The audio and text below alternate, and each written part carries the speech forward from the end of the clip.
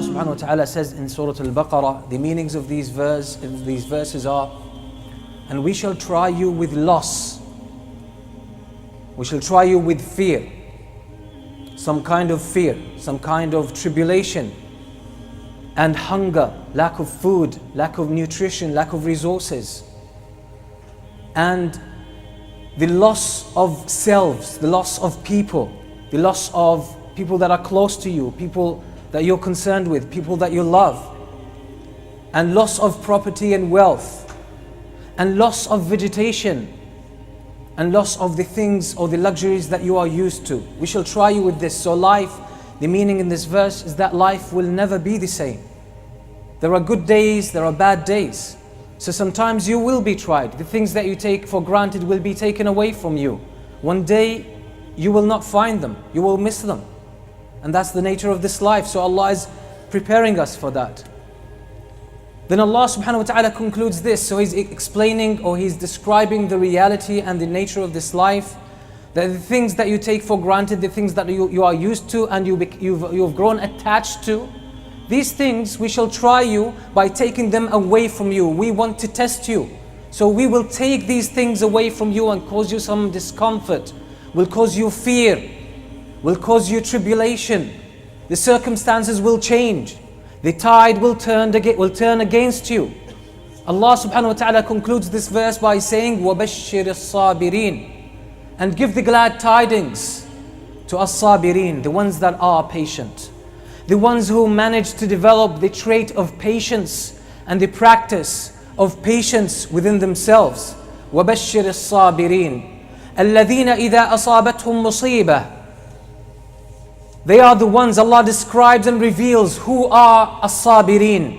He says, الَّذِينَ إِذَا أَصَابَتْهُمْ مُصِيبَةٌ. They are the ones that when they are tried and hit with hardship, calamity and tribulation, any of the tribulations that we just mentioned in the previous verse, their response is, قَالُوا إِنَّا لِلَّهِ وَإِنَّا إِلَيْهِ رَاجِعُونَ. They say when they are tested, when they are tried, when they are challenged, when they are troubled, when they face all of these adverse circumstances and times of tribulation, all they say, Inna lillah, we belong to Allah.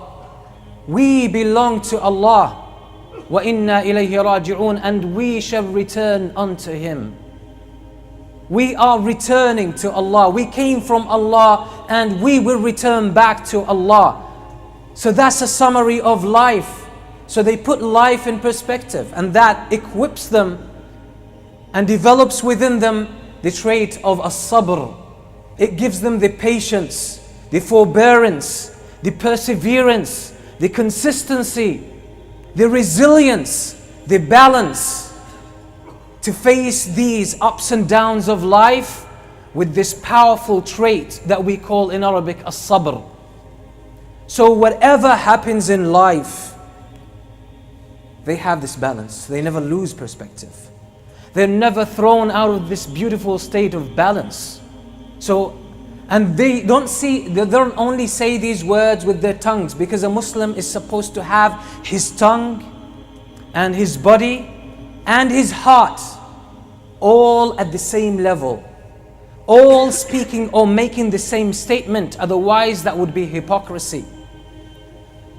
So when someone says, I'm not upset, but they are upset, that shows lack of consistency, incongruency. They have something in their heart. They tell you, I like you, I respect you, but deep in their hearts, they despise you. And they don't have any respect for you. That's not the state of a believer.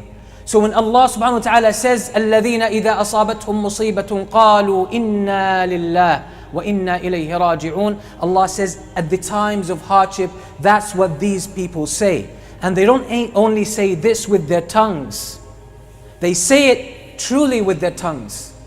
But that reflects the state of the heart. So their tongue is merely expressing what they feel and what they experience in their hearts. Their tongues describe the state of their hearts. And that's where the power comes from. That's where the resilience comes from. That's where the balance comes from.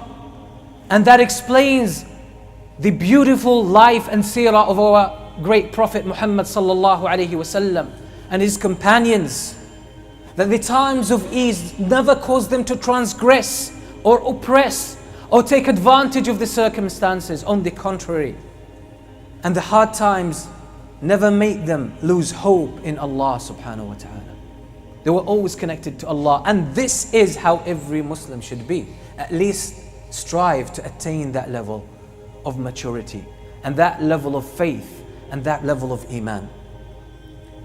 Patience is a way of life. It's not only a theoretical concept that we just talk about. It is not something to brag about. It's not something to pretend to have. It's not something that you can fake. Patience is a state of heart, is a state of mind that you experience the peace within, regardless of how turbulent the times outside are. That's what patience is.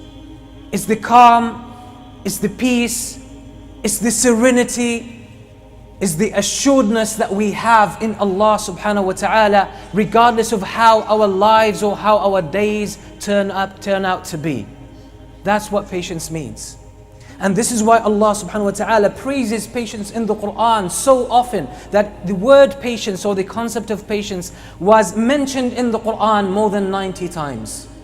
More than 90 times. And all of them are in positive terms. Allah subhanahu wa ta'ala, for example, says, وَإِنَّ اللَّهَ وَاللَّهُ مَعَ الصَّابِرِينَ. And indeed Allah is with the patient ones. And when Allah is with you, that's a powerful thing. It's not just a theory, it's not just a claim. It is something that has an impact on your experience, on your life, on your state. It has an impact on what you're going through. Allah is with you, and when Allah is with you, it doesn't matter who is against you, because Allah is with you. And when Allah is with you, everything will turn out to be in your own favor. Everything will turn out to be a gift from Allah subhanahu wa ta'ala. But you have to hold on to patience, and that's the condition. And that's why the Prophet sallallahu alaihi wasallam said that Allah subhanahu wa ta'ala will try His servants, and Allah will test them. Sometimes it will be severe tests. Then the Prophet ﷺ says, فَمَنْ رَضِيَ فَلَهُ الرِّضَى. The one who is pleasant and pleased with Allah, the one who is pleased with Allah subhanahu wa ta'ala, then for him will be the pleasure of Allah. And everything will turn to be in his favor. وَمَنْ سَخِطَ فَلَهُ السُّخْطِ. And the one who is impatient, the one who is unhappy, the one who is displeased with Allah. Why does Allah test me? Oh Allah, why me? Why do these things happen to me? Why not someone else? Why do I have to go through all of these? This attitude is called in Arabic as-sukht. And the Prophet ﷺ says, وَمَنْ سَخِطَ فَلَهُ السُّخْطِ. And the one who is displeased with what Allah brings his way, then for him will be the displeasure of Allah. So he will have to go through the hardship, because that kind of displeasure, that kind of despair will not take away the calamity, will not change the condition, and it will not change the circumstances. Everything will be the same. It's a hardship, you will have to go through it. It's a calamity, you have to experience it. It's a pain, you have to feel it. So the words of complaint that you say, they don't make any sense. Practically, they're not going to change anything. And worse off, they actually make the pain even severer, because you put yourself in a victim mentality. It's the attitude of victimization. When you feel you don't have control, you feel you don't have choice, you feel you can't do anything, you're helpless. But we know that the Muslim can never feel helpless if he is true to Allah subhanahu wa ta'ala, or if she is true to Allah subhanahu wa ta'ala. Because we know if we can't change the condition, that Allah subhanahu wa ta'ala wanted things to be so. So what we do, we embrace them. We see the deeper side of what is happening. We realize Allah wants good for us, even though we can't see it at the moment.